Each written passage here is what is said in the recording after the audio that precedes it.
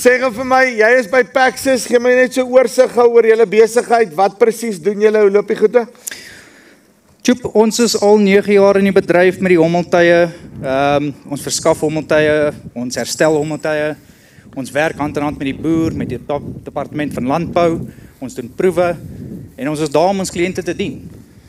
Nou, sê gou vir my, julle het vandag hierso.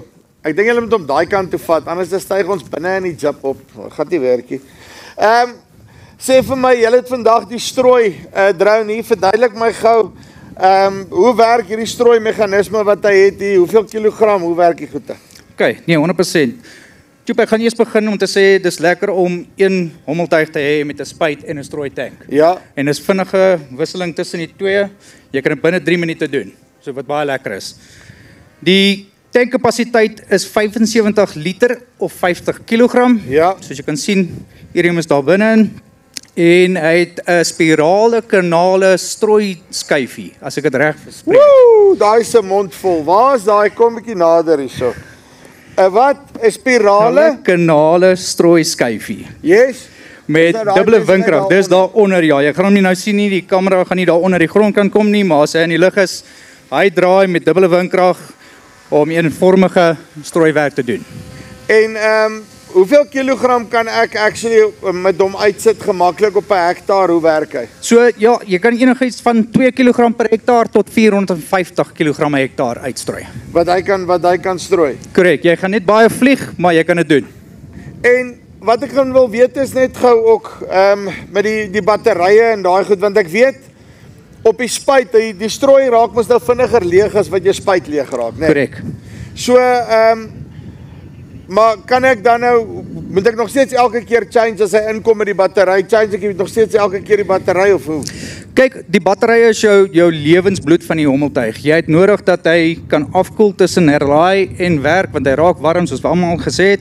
So, dis maar net goeie praktyk om dit so te doen. Jy hoef dit nie te doen nie, jy kan ten minste 2 tanke uitstrooi, maar beste praktyk is om die batterye te wissel. Korter tyd vir herlaai en gee hulle beter tyd om af te koel. Uitstekend. Nou kom ons duik bietjie die kant toe.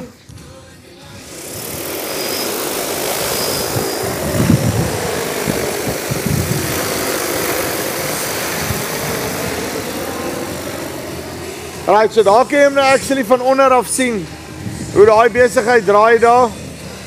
Yes. So jy sal nou sien, Paul strooi nou teen, ek dink dit is 200 kg per hektaar.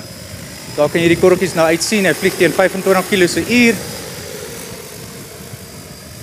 Hy werk nou meer op jou tradisionele kunsbestrooierbedryf, né? Korrek, yes. Hoe wyd kan hy dan strooi? Hy kan tot 11 meter, maar jy kry beter bedekking met 8 meter. Okay, en hoe hoog moet ek vlieg met hom? 5 meter bo gewasse as jy strooi, 3 meter as jy spuit. En wind en daai tipe van goed? Kyk, jou kunsmiskorrels is gewoonlik swaarder as jou vloeistof, so jy kan in meer windweerstand vlieg met hom. En sê gou vir my uit 'n Paxis oogpunt uit, want ek weet julle het takke reg oor die land. As ek nou my drone sou crash, nê, hoe lank voor hy nou weer in die lug is? Hang af hoe ernstig die val is. Maar ons probeer die ouens weer terug binne 24 uur in die lug te kry. So, maak nie saak nie, ek kry hom redelik vinnig, maak nie saak waar ek in die land is nie. Ander ding, as ek nou daai kunsmis wil volmaak, wat is die vinnigste manier om hom vol te maak? Tjoep, ek het met die ouens gepraat, hulle sê as jy die trekker vat met sy virke agter en jy het 'n groot sak, jy stop haar ring reg langs hom, jy het 'n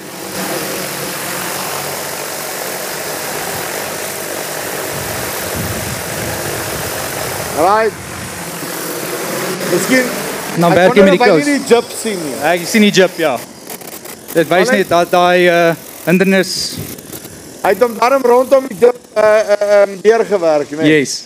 Kyk, die vinnigste manier al is daar ons met trekkers met die groot sakke en so en met die kouse en so en dit werk, maar jou 50 kg sak sny oop, maak leeg. 50 kg sny oop, maak leeg, einde van die storie. Ja. Uitstekend. Jordan, dankie baie.